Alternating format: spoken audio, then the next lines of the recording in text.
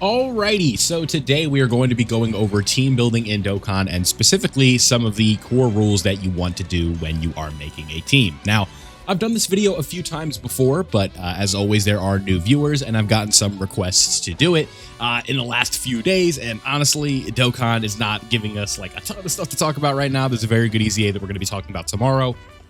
But I figured now would be a good time to sort of update this. Now, I think that the reason I always want to update this video and keep this one as up to date as possible is just because of how daunting the task of building a proper team in Dokkan can be at times. But really, once you sort of get the hang of it and you figure out like characters that are very good that you could use and stuff like that, it's going to make life much easier for you overall. So in this video, I'm going to be going over some core steps that we want to do, and there will be timestamps down below. There's really going to be about 4 steps that we follow, and that's always going to sort of be the case, right?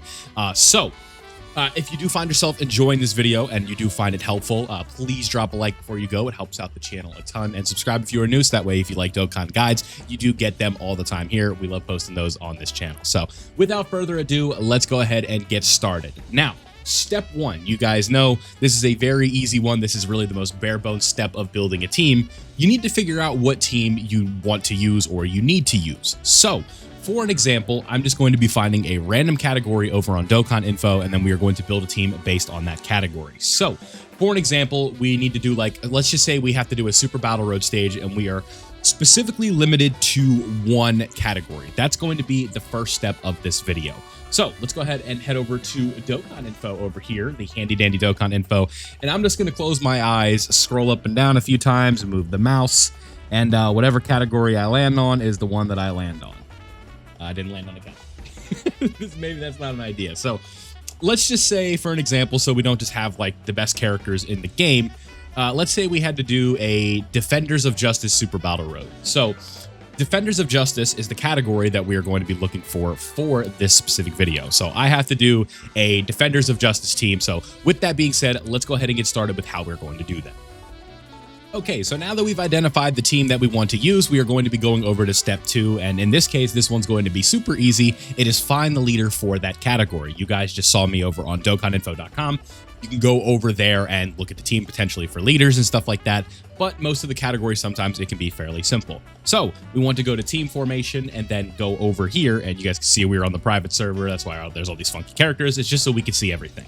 But we want to go down here to select category and go to Defenders of Justice. So now that we are here, we have all of the characters laid out for us here, and we can now go ahead and look and see what we need to do. So if we go back to Dokkan Info over here, you guys can see on the leader tab, we have Videl, who is going to be our leader. If you hover over, you can see the percentages without looking at the kit. And this is going to be helpful. You can see Videl is a 180% leader. We have Jocko, who's a 130, and then Kato Pletza, I think is how you say it, is a 130%. So obviously working with numbers here, you're going to want to use Videl.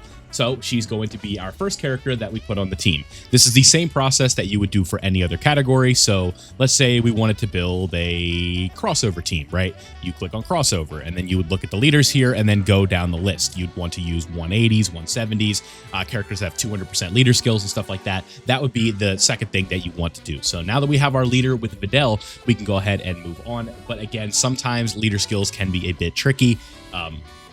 I'll just kind of mention this. A lot of the times these new category characters or new Dokkan Fest leaders lead multiple categories. So we'll be talking about that a little bit more in the next step. But for the sake of building this team, we're going to be focusing on 1 category. Okay, so now that we're back here over on the Defenders of Justice side of things, what we want to do is put down our leader. Now, sometimes we're going to be using the leader as a main rotation character. Sometimes we're not. We'll be getting a little bit more into that. But that is going to take us into the 3rd step. And the 3rd step with building our teams is making sure we have our rotations set, right? What are rotations? Rotations are units that are going to be used on every other turn that go into slot 1 and slot 2. These are characters that you are going to be seeing more frequently, and they are designed to be the characters that are either building up or taking defensive roles where they are going to be a little bit more tanky. You're just going to be seeing them more often, so you usually tend to want these to be the better characters on the team unless they are providing a very specific role like support.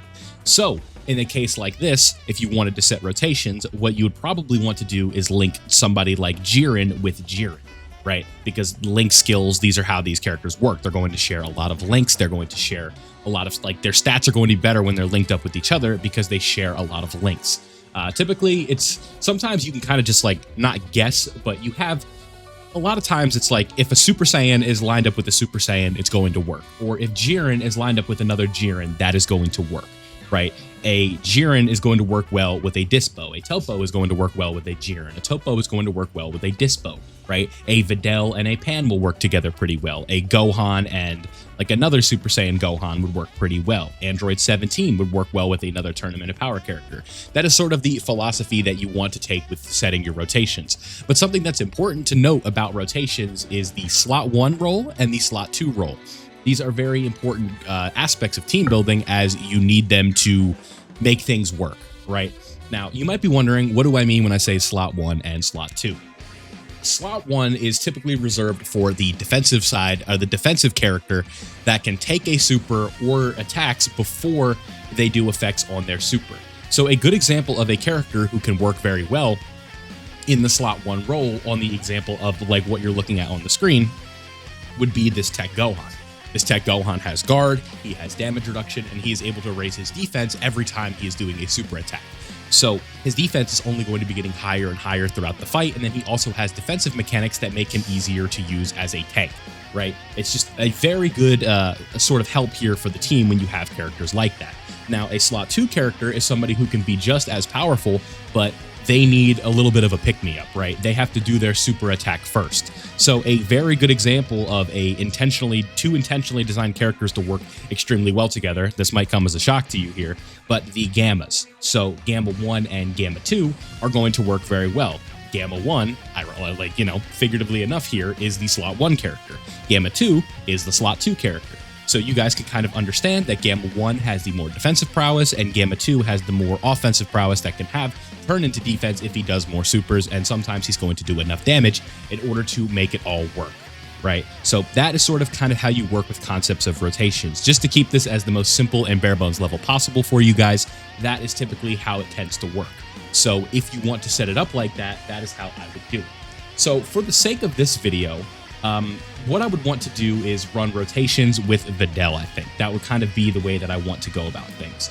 So, with Videl in specific, do I want to run rotations with Videl? Sometimes, like, this is kind of I want to take you guys through the process with me, right? So, for my rotations, I think maybe what I would do is I would run Gohan with Videl, because Videl gets a unit super attack with Gohan, and she would work very well in slot 2 next to Tech Ultimate Gohan. So that is one thing that we could potentially do. Now, the other rotation, for the sake of simplicity, is going to be Jiren next to Jiren. So you guys can see here, we have a Jiren and a Jiren, and now we have our rotation set. So it's like we have our characters here, and then we have our other characters to kind of set that up and move forward. Now, we can go ahead and move to the next step. The fourth step that is involved in building a team in Dokkan is you need to figure out who is going to be in the floating roles. Now, we talked about characters that are on the slot 1 and slot 2 rotations. These are very important, but we also need to figure out who is floating. Now, what do I mean when I say floating? Floating means that they are constantly going to be staying in the third slot of the turn, that you're only going to be seeing them every 3 turns rather than every other turn. So if you see a character, he starts in slot 7, when you go into the fight, you are going to see him on turn 3, and then if you keep him floated off, you're not going to see him again until turn 6, right? Or on the other rotation, excuse me. So that is kind of how that one is going to work, right? So that is how floating and stuff like that works. I always kind of mess up the numbers on that, but like you get the idea what I'm trying to say, right? So if you were to, so like let's just say we had a floating character that was this Great Saiyaman 3, right? If Great Saiyaman 3 was with Videl and Gohan, the next time we would see him, he would be on the other rotation with Jiren and Jiren, right? On the X amount of turns that you would have it, right? So that is sort of how it would go. So if you saw him turn 1, you wouldn't see him again until turn 4. And he would be on the other rotation with the other characters. That is sort of how that one works. So that is how floaters are going to be working. Now, what makes a character a floater? In typical scenarios, what I like to say for a floater is their role in the team tends to be sit pretty and not lose you the fight, right? These usually involve dodging characters, support characters, characters that don't need a ton of buildup. They have a lot of damage reduction. And Defenders of Justice sort of makes this a little bit tricky, But what I can tell you is somebody like this Android 17 would be a very good example of a floater. Now, if we were to look at his passive skill, you guys can see here, he is giving a lot of defense. You guys can see right here, all allies keep +3, and then defense plus 60%. And then you also have extra damage reduction for lower HP. So this is a really clutch character that's going to make all of the characters on the team more tanky at all times when he is around. But also if you're on low HP, he's going to have high damage reduction. So this is a good example of a character who can just go into that third slot, and every few turns that you see him, he's going to be pretty useful. Now, can a floater get tagged with a super attack and lose you the fight? Absolutely. But this is going to help you with the process of building the team, right? Just having solid characters that could go into those spots. Now, something else that you could potentially do is you would look for a character that just has like a high dodge focus. In this case, somebody like Easy A Xeno Pan, she would have that right there where she could just go into that third slot dodge, and she's going to be pretty clutch with that. If you were running a Goku family version of this team where you just had a bunch of different Goku family characters, you could run this guy right here. What you always want to be doing is reading and obtaining the information within the game, right? You have support right here for the Goku's family category. This game is all about utilizing the information that's presented to you. It's a lot of reading. I try my best to explain it to you, but that is sort of what you are looking for, right? Trying to obtain as much information as possible, understand how characters work, and put them in a proper role. Another example of a floating character you could do here is the Gammas. Now, the Gammas would be a pretty good character. If you look at their passive here, this is always right here. You want to go to the details and check it out. There's not really any category restrictions for this character, and they are going to be giving support. So it would probably look something like this if I were to build a Defenders of Justice team. Now, what potentially you could potentially do is take the Jirens off of the squad and run this Family Kamehameha Gohan. The issue with this Family Kamehameha Gohan is the linking partner is not as linear as somebody like Jiren, right? I think this Goku could work out pretty well with the support and stuff like that, but again, it is a little bit trickier to set that one up. But you guys kind of get the idea on how to build a team.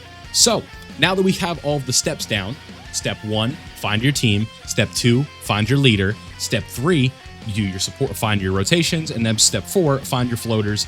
This is where we can sort of put it all together and make a team. So now that we've done that, you can see we have completed what we are looking for. Now, some sort of helpful advice that I can give you is every event is going to be different. There's not just a one-size-fits-all, everything gets soloed team at the moment or event where it's just like you're always going to be doing the same thing. Characters play different roles in fights. Characters play different roles across events. They do different things. They support, they stack, they give up different leader skill, right? So that is something that you have to keep in mind.